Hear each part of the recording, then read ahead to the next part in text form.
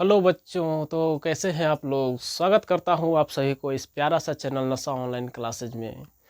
जैसे कि आप सभी को पता है कि आज दिनांक हो गया 11 तारीख 10वां महीना 2025 और हम सभी का क्लास 10th का तैयारी का जो समय है वह घटते हुए जा रहा है, नहीं कि बढ़ते जा रहा है। मतलब समझिए कि जितना दूरी था हमने 1/3 भाग तय कर लिए हैं और हमें एक भाग ही बचा हुआ है समय।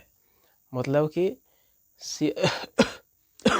जो जो हमें 12 महीना का क्लास 12 महीना का जो समय मिलता है क्लास 10th की तैयारी करने के लिए, उसमें से अब सिर्फ फरवरी में एग्ज़ाम होता है। 17 फरवरी से स्टार्ट हो जाता है और आज से सिर्फ 2 और 2 4 महीना यानी कि 3.5 महीना के आसपास बचे हुए हैं।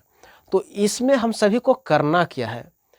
अब तो जितना दिन हुआ हम सभी ने फ्री फायर में अपना टाइम पास कर लिया है, क्योंकि हमें पता है कि वो ऐसे स्टूडेंट जो क्लास 10th में पढ़ते हैं, क्लास 9th में पढ़ते हैं, उन सभी को चिंता की कोई फिक्र ही नहीं होता है। चिंता नाम का कोई चीज़ ही उसके पास नहीं होता है कि आगे चलकर हम लोग क्या कर सकते हैं, क्या करेंगे। तो इसी बात को हमें ध्यान में रखना है। आगे चल के हमें पछताना ना पड़े, इसके लिए हमें करना क्या होगा। तो हमें ये करना है कि आज से ही हम लोग पूरे 3 महीने का एक टारगेट बनाते हैं कि 90 दिन में हम लोग क्या कर सकते हैं। तो 90 दिन में जो करिएगा उसी को लिखकर यहाँ पर हम सभी को अच्छा करना है। जैसे कि क्लास 10th का जो होता है महीना हम लोग ख़त्म कर दिए हैं। 9 महीना जो ख़त्म होता समय होता है वह ख़त्म कर दिए हैं। अब हमारे पास सिर्फ 9 महीने को टारगेट लेकर चलते हैं और फिर 4 से 5 दिन या 10-15 दिन जो बचेगा उसमें फिर से एक बार रिवीजन कर लेंगे और हम सभी को क्लास 10th में अच्छा कर पाएंगे। तो इस प्रकार से तैयारी होगा और आप सभी लोग बहुत अच्छे करेंगे। जैसे कि हमारा काम क्या है, मतलब कि अब 90 दिन में क्या क्या कर सकते हैं। तो इसमें थोड़ा सा आप सभी को मेहनत को डबल कर देना होगा, मेहनत डबल करना होगा। और वैसे चीज़ जो आप सभी को मन को तो भाता है, दिल को भाता है और मन को भाता है, उसी चीज़ को छोड़ देना है। मतलब कि जो आप सभी के मन में अच्छा लगे कि ये काम हमें करना है और इससे हमें सुख प्राप्ति होता है। सुख जो प्राप्ति होता है उसी को प्राप्त नहीं होने देना है। अभी से जो सुख हम सभी को, जिस चीज़ में ज़्यादा सुख मिलता है उसी को त्याग देना है। मतलब हमें अभी किसी भी प्रकार का सुख नहीं पाना है। जीवन में कुछ ऐसे तथ्य होते हैं, ऐसे अवस्था आते हैं हमारे जीवन में, पूरे जीवन काल में, जिसमें सबसे पहला होता है ब्रह्म, जो हम लोग ब्रह्मचर्य कहते हैं और उसी का हम सभी को पालन करना है। ब्रह्मचर्य का मतलब होता है कि इसमें जिस चीज़ का हमें ज़्यादा लगता है कि आवश्यक चीज़ है उसको त्याग करना है। जैसे कि आवश्यक तो ज़्यादा है पढ़ाई लिखाई और ज्ञान की प्राप्ति, लेकिन आजकल के बच्चे करते क्या हैं कि ये सभी जो पॉइंट है वो आजकल के बच्चों को अच्छे नहीं लगते हैं और उसे सिर्फ अच्छा लगता है तो वीडियो गेम खेलना, शॉर्ट वीडियो देखना और गंदे वीडियो देखना। ये सारे वीडियो ज़्यादा अच्छा लगता है और ये सभी को ही त्याग करना है।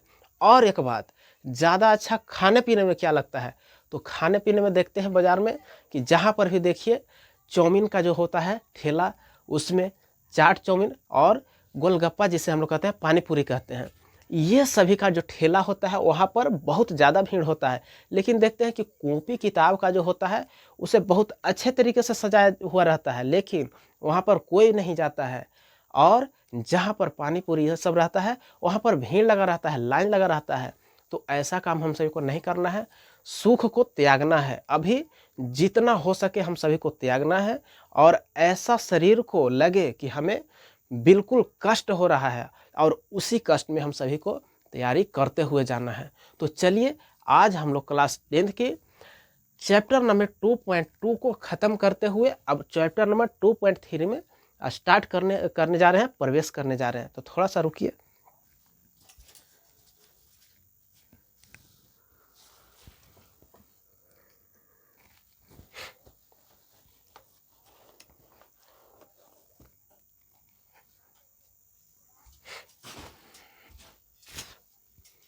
अभी का जो हमारा तौर तरीका ऐसा हो गया है कि शुरू में आते हैं तो पूरा एनर्जी के साथ रहते हैं और खड़े भी रहते हैं, लेकिन थोड़ा सा एक बात होता है जो कि हमारे जीवन में बहुत उपयोगी होता है। एक वस्तु होता है जो बहुत उपयोगी होता है और वे हमारे पास नहीं आ पाते हैं, तो ऐसा लगता है कि ये करने से हमें कोई फ़ायदा नहीं हो पाया है।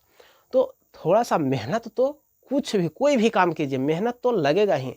कोई भी काम कीजिए, आपको एक चॉकलेट ही खाना है तो उसमें भी मेहनत लगेगा। सबसे पहले आप अपने घर से 1 रुपया उठाइएगा और 1 रुपया लेकर दुकान में जाइएगा और उसमें बोलिएगा कि 4 आने वाले चॉकलेट दे दीजिए, जिसमें हमको 4 चॉकलेट आ जाएगा।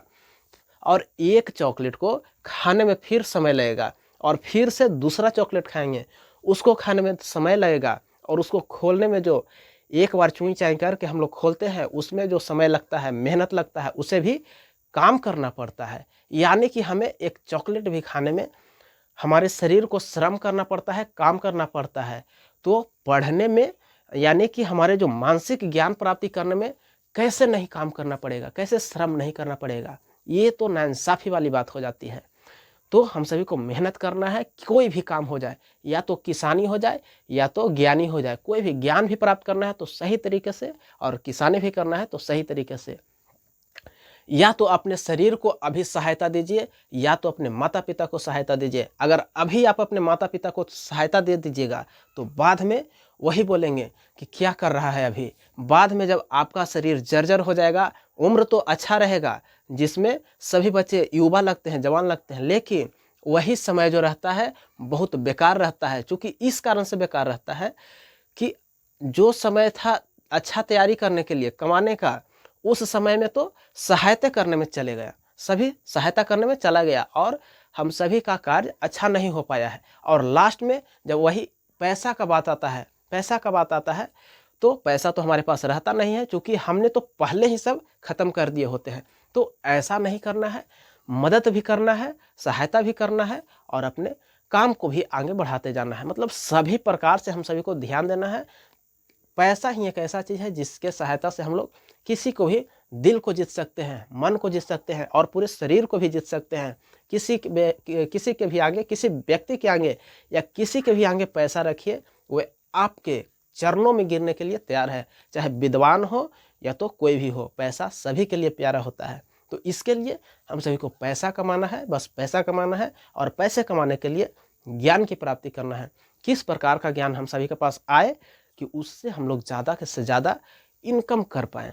तो चलिए आज हम लोग 2.3 को स्टार्ट करने जा रहे हैं। तो 2.3 में स्टार्ट करने से पहले एक बात आप सभी को पता होगा, तो वह बात क्या होगा, जैसे हम लोग भाग देते हैं, सबसे पहला चैप्टर में ही आप सभी को बता दिए थे कि भाग किस प्रकार से देते हैं। तो भाग ऐसे करके देते हैं, तो इसमें कौन कौन अंक का, तो यहाँ पर हम लोग भाग की प्रक्रिया इस प्रकार से करते हैं। लेकिन यहाँ पर एक बात होता है कि हम लोग ऐसे करके बचपन में सीख लिए होते हैं कि 4 से भाग देना है 8 में, 4 से भाग देना है 8 में, और ये 2 मरतबे लग जाता है और यहाँ पर 8 आ जाता है, 4 दूना का 8 आ जाता है और यहाँ पर कट जाता है। तो यहाँ पर जो 4 है, यहाँ पर 8 है, यहाँ पर 2 है और यहाँ पर कटकुट आया है, इसके स्थान पर हम लोग 0 भी लिख सकते हैं। मतलब कि घटाने की प्रक्रिया बताए थे, और घटाने की प्रक्रिया में हम सभी को एक बात होता है कि वो सबसे नीचे 0 आ जाता है, उसे कटकुट भी कर देते हैं। तो चलिए इसे ही हम सभी को समझना है कि यहाँ पर 4 को क्या कहते हैं, 8 को क्या कहते हैं और 2 को क्या कहते हैं। तो सबसे पहले तो जिससे भाग दिया जाता है, जैसे किसी को काटने, जैसे किसी भी संख्या से हम काटते हैं तो उसे विभाजक कहते हैं। तो यहाँ पर भाग दे रहे हैं तो भाजक कहेंगे, भाग दे रहे हैं तो भाजक। तो यहाँ पर जो सबसे पहले स्थान पर रहता है उसे भाजक कहते हैं। तो इस प्रकार से यहाँ पर भाजक आ गया। अब बताइए यहाँ पर बीच में जो रहता है उसे क्या कहते हैं, तो उसे भाज्य कहते हैं। मतलब कि यही संख्या है जो इन सभी इस संख्या से, भाजक से भाग लगता है इसी संख्या में, तो भाज्य कहते हैं इसे, बीच वाले संख्या को भाज्य कहते हैं। और यहाँ पर 2 आया है तो 2 को क्या कहते हैं, 2 को आखिर कहते क्या है, तो 2 को यहाँ पर भागफल कहते हैं, भागफल कहते हैं। इस प्रकार से भागफल किस किस कारण से कहते हैं, फल लास्ट में लगा हुआ है, फल के आधार पर भी हम लोग समझ सकते हैं कि फल क्यों कहा जा रहा है। तो फल उसी को कहा जाता है जिससे कि हम सभी को मेहनत करने के बाद, मजदूरी करने के बाद लास्ट में जो हमें मजदूरी के रूप में मिलता है, 1 रुपया, 2 रुपये, 500, 1000 जो मिलता है, उसी को हम लोग फल कहते हैं कि हमारा मेहनत का फल काम आ गया, मिल गया है, और हम लोग बहुत खुश हो पाते हैं।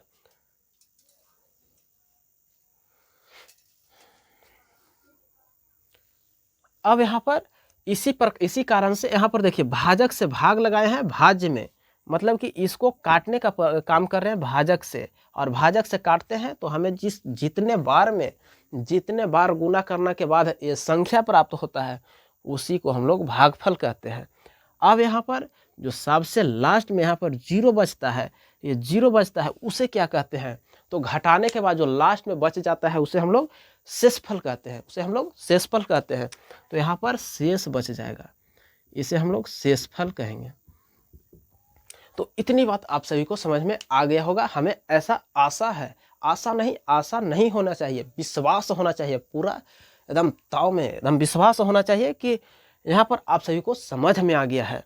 अब इसके आगे हम लोग समझने वाले हैं कि यहाँ पर भाजक क्या है, भाजक और भाज्य और भागफल और शेषफल, यह एक फॉर्मूला है। आखिर यह फॉर्मूला दिया किसने, ये भाग जो प्रक्रिया हम लोग कहते हैं, उसका जो फॉर्मूला होता है सबसे पहले किसने दिए थे, कौन दिए थे,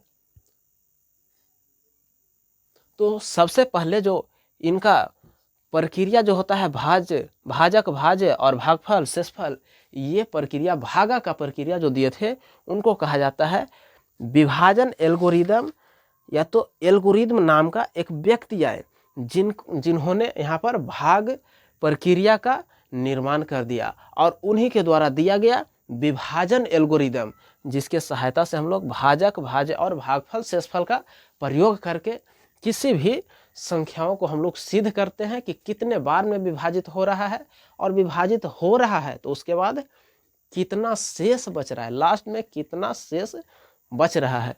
तो इसी को हम सभी को सूत्र में समझाना है, और सूत्र के बाद भी द्विघात समीकरण में समझना है, मतलब कि पावर में रहेगा, 2 रहेगा, बहुघातीय बहुपद रहेगा, द्विघात बहुपद सेट नहीं है, इसमें कई घातीय बहुघातीय भी रह सकता है। जैसे यहाँ पर हम लोग धीरे धीरे आगे बढ़ेंगे उसको भी समझ पाएंगे कि कौन द्विघातीय बहुपद है, कौन बहुघातीय बहुपद है। तो सबसे पहले इसका फॉर्मूला लिख लेते हैं, यहाँ पर किस प्रकार से आता है। तो आप सभी को एक बात पता होगा कि ये जो भाज्य होता है, ये जो बीच वाला होता है, सभी संख्या से ज़्यादा होता है, मतलब कि इकल्ले इन सभी संख्याओं के बराबर मजबूती इसमें पाया जाता है। ये जो भाजक लिखा हुआ है, भागफल लिखा हुआ है, शेषफल लिखा हुआ है, ये सभी से बराबर बरियार कौन है ज़्यादा, तो भाज्य है।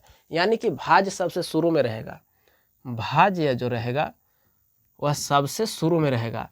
अब यही संख्या, ये जो संख्या है, ये भाज्य जो होता है, इसी को ये सब छोटे छोटे भाई हैं, छोटे छोटे भाई हैं, मतलब कि भाजक जो रहेगा इसके पीछे पीछे चलेगा, पीछे पीछे। जैसे ही देखिए यहाँ पर भाज्य है तो भाज्य के साथ में भाजक आ गया, भाजक आ गया।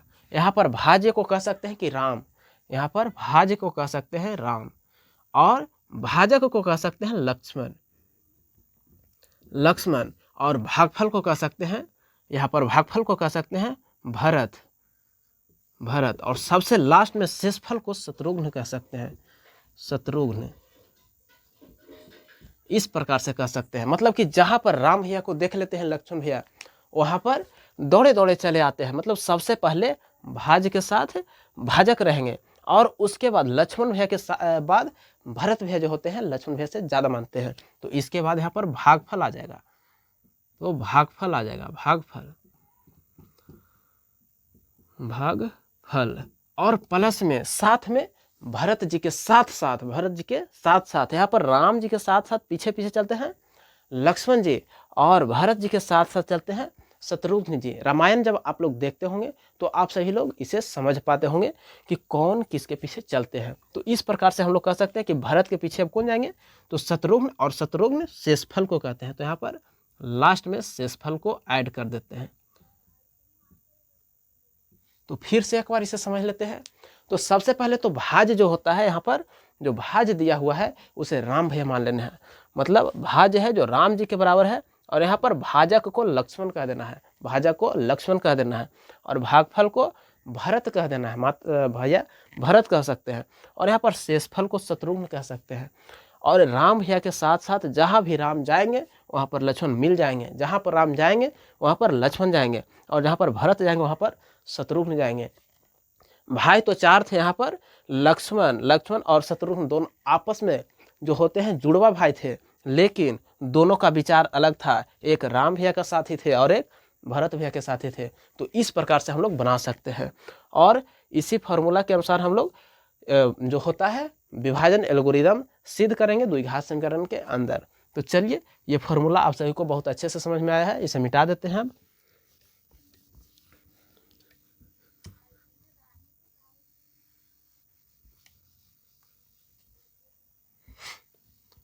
अब इस फार्मूला को कहते क्या है, सबसे पहले ये फार्मूला तो हम लोग जान गए, लेकिन इस फार्मूला को कहते क्या है। तो सबसे पहले इस फार्मूला को कहते हैं विभाजन एल्गोरिदम।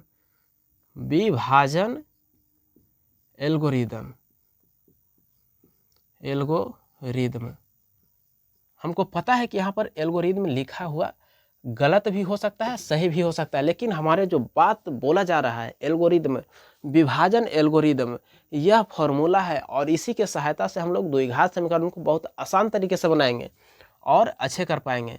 तो सबसे पहले इस फार्मूला को कहते हैं विभाजन एल्गोरिदम का फार्मूला, और इस फार्मूला को पूरा किस प्रकार से पढ़ेंगे, तो भाज बराबर में होता है भाजक गुना में भागफल, और सबसे लास्ट में प्लस शेष, जो सबसे नीचे बचेगा उसे हम लोग शेष कहेंगे, और जिसमें गुना किया जाएगा, जिनको गुना किया जाएगा, जिससे भाग दिया जाए उसे भाजक कहेंगे, और जिससे भाग दिया जाए और जितने बार में भाग लग जाए उसे भागफल कहेंगे, और जितना लास्ट में शेष बच जाए उसे हम लोग शेषफल कहेंगे। इस प्रकार से हम लोग कर सकते हैं। तो चलिए यहाँ पर कुछ फार्मूला देख लेते हैं। कुछ फार्मूला तो हम लोग देख लिए हैं, अब इसको बनाने का तरीका देख लेते हैं कि कैसे हम लोग त्रिघातीय बहुपद, बहुघातीय बहुपद, इसका जो होता है भाग हम लोग करते हैं। तो सबसे पहले तो यहाँ पर इस प्रकार से यदि रहे, 7 से भाग देना है, 8 9 4, यानी कि यहाँ पर क्या करना होता था। तो सबसे पहले इसका जो प्रक्रिया होता है उसको हम लोग समझ लेते हैं।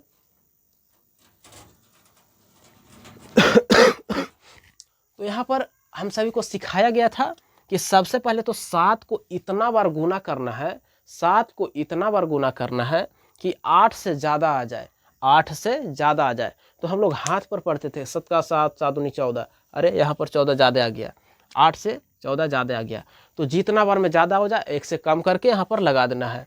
तो 2 बार में आ गया है ज़्यादा, तो 1 बार में गुना करेंगे 7 आ जाएगा, और घटाएंगे तो 1 आ जाएगा। तो ये तो बचपन का खेल था, ये तो बचपन का खेल था। अब यहाँ पर हम लोग सियाना हो गए हैं, जवान हो गया, थोड़ा सा उम्र हमारा ज़्यादा हो गया है, तो ये भागा हम सभी को नहीं सीखना है।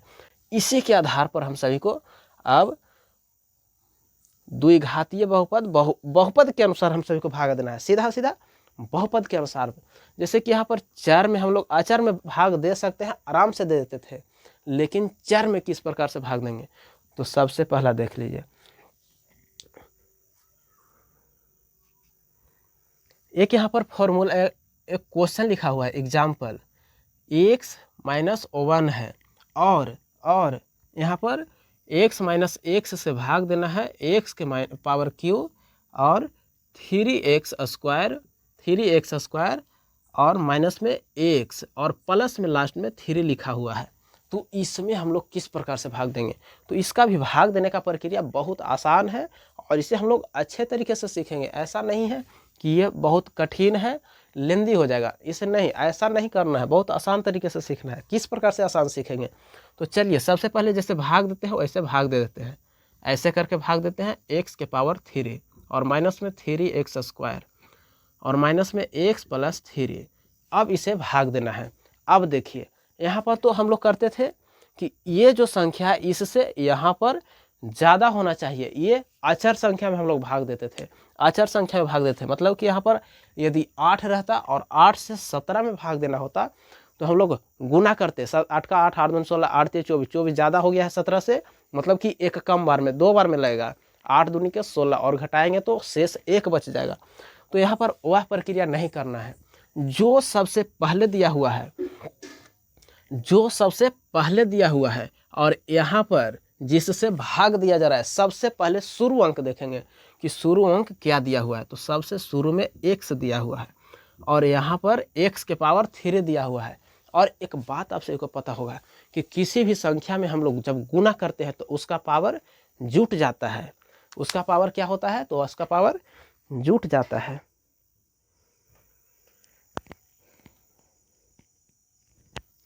तो देखिए यहाँ पर जैसे कि यहाँ पर पावर 3 लिखा हुआ है, पावर 3 लिखा हुआ है, तो x में हम कितना से गुना कर दें, x में कितना से गुना कर दें कि हमारा x के पावर 3 आ जाए, यही सोच के चलना है। तो जैसे में हम लोग गुना करते थे तो हम लोग का पावर जुटता था, तो यहाँ पर भाग करना है, तो इसमें से पावर को घटाकर यहाँ पर लिख देना है। तो x के पावर 3 लाना है, तो इसमें से पावर को घटा दे, x के पावर 3 में से x के पावर 1 घटाएंगे तो कितना आएगा, x का स्क्वायर आएगा, x का स्क्वायर आएगा। और जब x के स्क्वायर बार में गुना करते हैं तो x के पावर 3 आ जाता है, तो x के पावर 3 आ जाता है।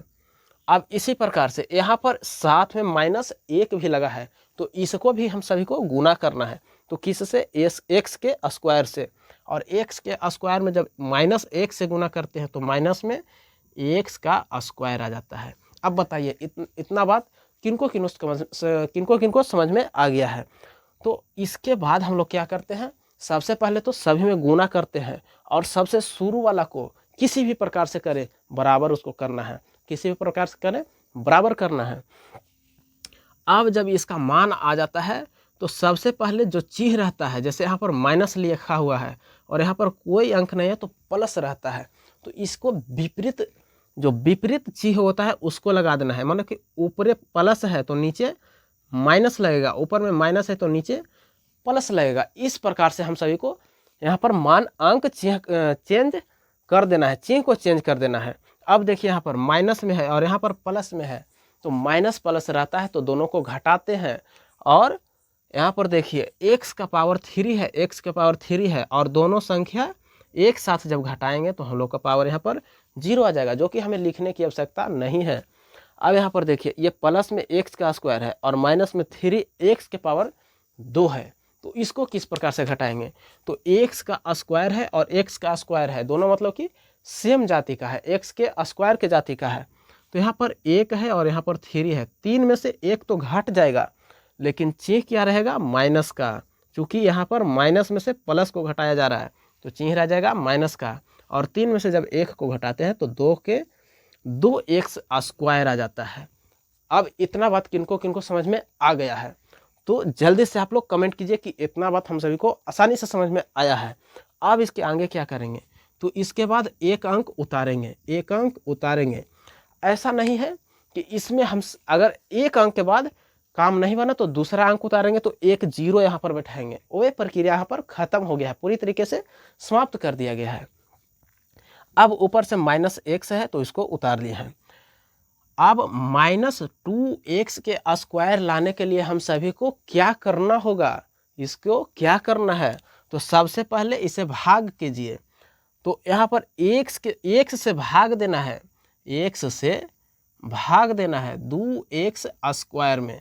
तो एक बात बताइए आप सही लोग, यहाँ पर x के पावर 1 है और साथ में x के पावर यहाँ पर 2 है, तो बताइए भाग में क्या होता है, तो भाग में पावर घट जाता है, तो साथ में 2x रह जाएगा और पावर में कितना चला जाएगा, 1। तो यहाँ पर माइनस का चिन्ह है तो यहाँ पर माइनस रहेगा 2x, और इस प्रकार से जब गुना करेंगे तो माइनस और प्लस को गुना करने पर -2x स्क्वायर आ जाएगा, और जब 1 में गुना करते हैं 2x से तो माइनस माइनस प्लस हो जाएगा और 2x हो जाएगा। तो इस प्रकार से हम सभी को करना है, बहुत अच्छे तरीके से और अच्छे करना है। तो यहाँ पर देखिए कि माइनस है, ऊपर भी चीज माइनस है और नीचे भी चीज माइनस है, तो इसके विपरीत चिन्ह को लेना है, तो प्लस कर देना है। अब यहाँ पर प्लस है तो यहाँ पर माइनस कर देना है, और सेम कैटेगरी से खत्म हो जाता है, इसका अपने में दोनों लड़ झगड़ कर खत्म हो जाता है। तो इसका मान 0 आ गया। यहाँ पर माइनस है, यहाँ पर भी माइनस है, और दोनों सेम प्रजाति का है, तो दोनों ऐड हो जाएगा लेकिन चिन्ह माइनस का रहेगा। तो 2 और 1 3, 3 एक्स, और ऊपर से प्लस में 3 को उतारना है। तो इतना बात आप सभी को समझ में आया होगा आसानी से। अब देखिए यहाँ पर जगह नहीं है, इसके कारण यहाँ पर लिख देते हैं माइनस में 3x और प्लस में 3। अब बताइए यहाँ पर x है, भाग में क्या होता है, पावर घटता है। तो x में x से यदि पावर हम लोग करेंगे, भाग देंगे, तो दोनों घट कर 0 हो जाएगा। मतलब कि अब x का नाम निशान नहीं रहेगा, x का यहाँ पर नाम निशान नहीं रहेगा। तो निशान किसका रहेगा, अब हम लोग करेंगे तो करें क्या, तो यहाँ पर माइनस है, माइनस में 3 लाना है और x लाना है। तो यहाँ पर यदि हम लोग 3 से गुना कर देते हैं तो हमारा 3x आ जाएगा, और वो भी माइनस में आएगा। अब -1 है और -3 है, दोनों को जब गुना करेंगे, पहले इतना लिख लेते हैं, और उसके बाद माइनस माइनस को जब गुना करते हैं तो प्लस आ जाता है, और 3 में 1 से गुना करेंगे तो 3 आ जाएगा। अब इसके विपरीत चिन्ह को ले लेना है, माइनस माइनस प्लस। अब यहाँ पर माइनस है तो यहाँ पर माइनस, और देखिए ये सेम आ गया है, यहाँ पर प्लस है ऊपर में माइनस है, यहाँ पर माइनस ऊपर में प्लस, यानी कि सभी लोग अपने में ही खत्म हो गया, इसका अस्तित्व नीचे शेष में कुछ भी नहीं बचा है। तो इस प्रकार से हम सभी को समझना है। अब इसी फार्मूला को, इसी जो बनाए हैं यहाँ पर, इसको फार्मूला के आधार पर किस प्रकार से हम लोग को यहाँ पर बैठाना है, तो चलिए इसे भी एक बार कर लेते हैं। तो भाज्य क्या दिया हुआ था, तो भाज्य के रूप में सबसे बड़ा होता है, सबसे बड़ा यानी कि राम। तो सबसे बड़ा राम को यहाँ पर रख देना है, x के पावर 3 और माइनस में 3x स्क्वायर माइनस में x प्लस 3, ये भाज्य के स्थान पर चला गया है। अब भाजक कौन है, भाजक यानी कि जिससे भाग दिया गया है, तो यहाँ पर x माइनस में 1 है, और ये अकेले है, यानी कि ये सभी को एक साथ लिखना है। इसके बाद कुछ गुना के चिन्ह है, तो यहाँ पर गुना कर देना है। अब भागफल देखना है, भागफल मतलब कि वह संख्या जो हमें पूरे कार्यक्रम करने के बाद प्राप्त हुआ है, उसी को भागफल कहते हैं। तो पूरी प्रक्रिया करने के बाद भागफल कितना प्राप्त हुआ है, तो x के पावर 2 और माइनस में 2x और माइनस 3।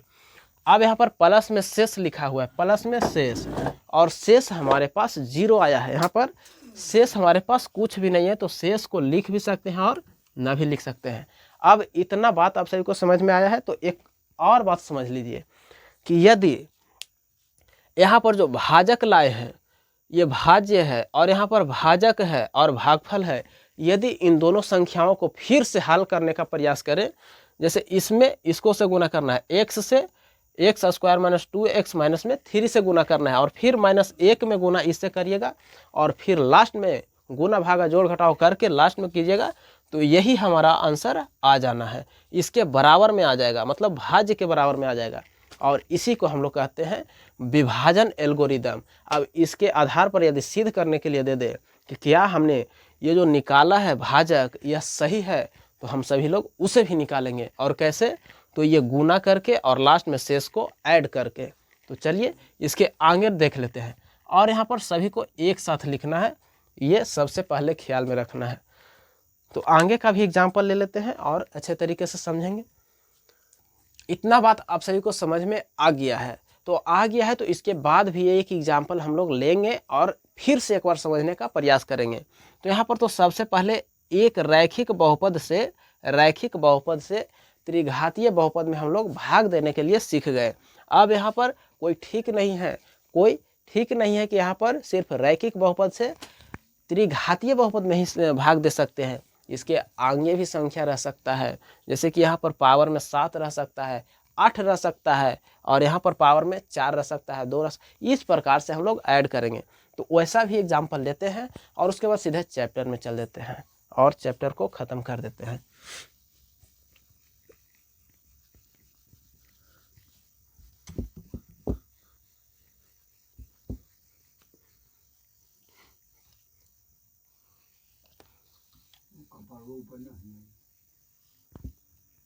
यहाँ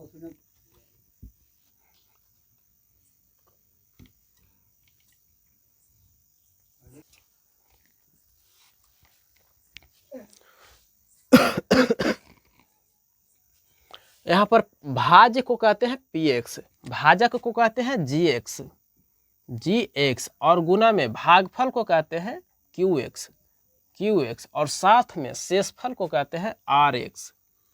यानी कि यहाँ पर यही मान दिया हुआ है, px दिया हुआ है, gx दिया हुआ है, भागफल पूछ रहा है, शेषफल पूछ रहा है। यानी कि शेषफल पूछ रहा है qx का मान और rx का मान। इसको भी याद कर लेना है। यहाँ पर इस फॉर्मूला से भी हमारे पास कितने फॉर्मूला आ सकते हैं? 1 2 3 4, 4 फॉर्मूला आ सकते हैं। 4 ऐसे व्यक्ति हैं जिसका मान पूछा जा सकता है। जैसे कि यहाँ पर gx का मान दे दे, qx का मान दे दे, rx का मान दे दिया और px का मान पूछ दे, तो इसे इस प्रकार से इस पर यहाँ पर रखना है और हल करने के बाद हमारा जो आएगा वह px का मान होगा। अब यहाँ पर दे दे px का मान दे दिया है, gx मान दे दिया है, rx का मान दे दिया हुआ है और यहाँ पर qx का मान पूछ दे, तो फिर वैसे ही करना है। इस प्लस वाले को इस तरफ रखकर माइनस करना है और इस संख्या से भाग दे देंगे, जो आएगा वही हमारा आंसर हो जाएगा। तो चलिए क्वेश्चन से चल देते हैं, प्रश्नावली 2.3 से। तो अब इसे हम लोग मिटा देते हैं।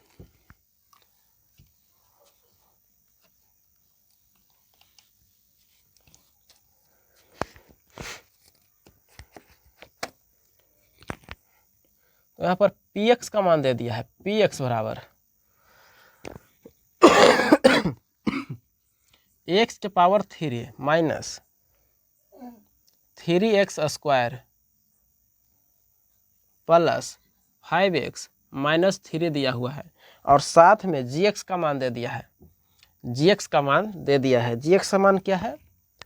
तो gx का मान यहाँ पर है x के स्क्वायर माइनस में 2 और हमारा फार्मूला जो होता है वह क्या है? तो फार्मूला जो होता है px बराबर gx और गुना में qx और प्लस में rx होता है। यही तो हमारा फार्मूला होता है। तो यहाँ पर सबसे पहले px का मान रख देंगे और qx का मान रख देंगे, फिर से qx और gx का मान निकालना पड़ेगा। तो इसके लिए हम सभी को क्या करना है? तो सीधा से हम सबको भाग देना है gx से px में और हम लोग का मान सही तरीके से आ जाएगा। क्योंकि भाग क्यों देंगे, भाग कैसे देंगे? यहाँ पर gx किसको कहा गया है? तो भाजक को कहा गया है और px भाज्य को कहा गया है। और भाज्य और भाजक जब दिया रहता है तो हम लोग सिर्फ भागा का क्रिया ही करते हैं। तो यहाँ पर भी भाग का क्रिया करते हैं, आंसर आ जाएगा। तो x के स्क्वायर माइनस में 2 के यहाँ पर भाग देना है x के पावर 3 माइनस में 3x स्क्वायर प्लस में 5x माइनस में 3 से 3 में भाग देना है, इतना में भाग देना है x के पावर 2 और माइनस में 2 से। तो चलिए क्या करना है, सबसे पहले 1 के पावर 3 के बराबर लाना है और कौन सी संख्या से गुना करने पर हमारा x के पावर 3 आ सकता है।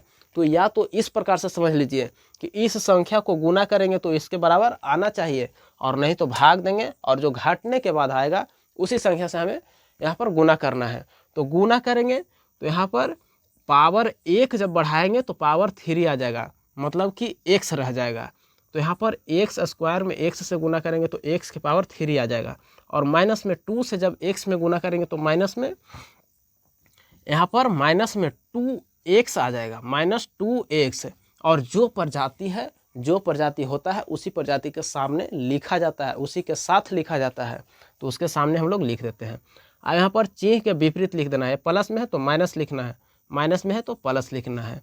अब यहाँ पर सेम प्रजाति तो खत्म हो जाएगा, माइनस में 3x स्क्वायर और यहाँ पर प्लस है 5 और 2 प्लस में 7 हो जाएगा और x ही रह जाता है, ऐसा ना कि x का स्क्वायर हो जाएगा। तो ये गुना के प्रक्रिया में होता है।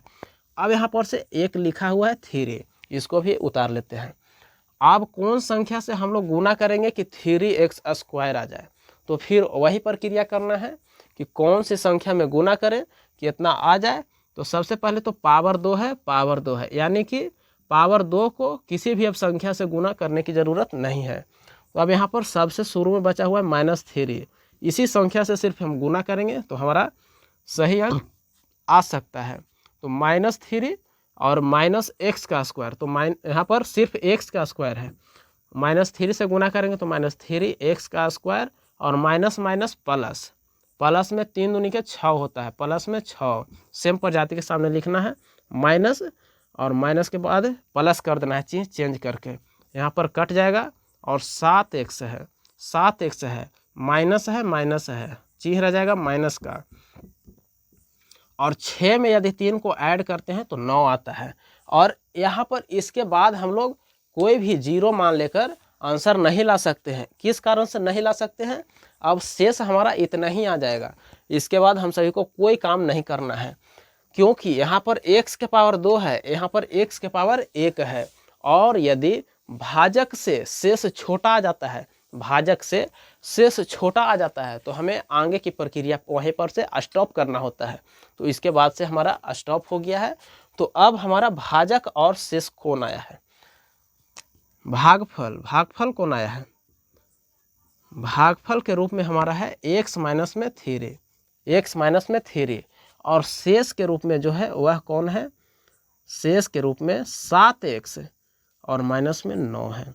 यही हमारा आंसर हो जाएगा और हम लोग अच्छे कर पाएंगे।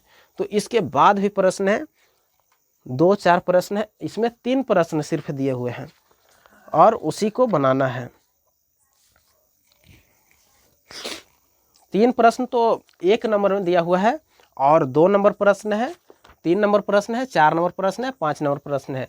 अगर हम सभी लोग एक बात बताते हैं कि यदि हम लोग इसे क्रैश कोर्स में ना होकर रेगुलर में पढ़ते रहते तो ये पूरे तरीके से ख़त्म करना होता, मतलब कि हर एक क्वेश्चन को हम सभी को पढ़ना होता है। लेकिन यहाँ पर हम लोग क्रैश कोर्स पढ़ रहे हैं, टारगेट 90+ लेकर चल रहे हैं, तो यहाँ पर हम सभी को पढ़ने का कोई आवश्यकता नहीं है, क्योंकि ये सारे जो प्रश्न होते हैं सिर्फ हमें पूछा जा सकता है, या तो 1 नंबर प्रश्न से पूछा जा सकता है, 2 नंबर प्रश्न से पूछा जा सकता है, और फिर 3 नंबर प्रश्न से, और 3 नंबर प्रश्न हम लोग आगे के वीडियो में देखेंगे। यहाँ पर बस इतना ही तक रहेगा। इसके बाद एक और भाग देख लेते हैं जो कि इसमें दिया हुआ है 2 नंबर प्रश्न में।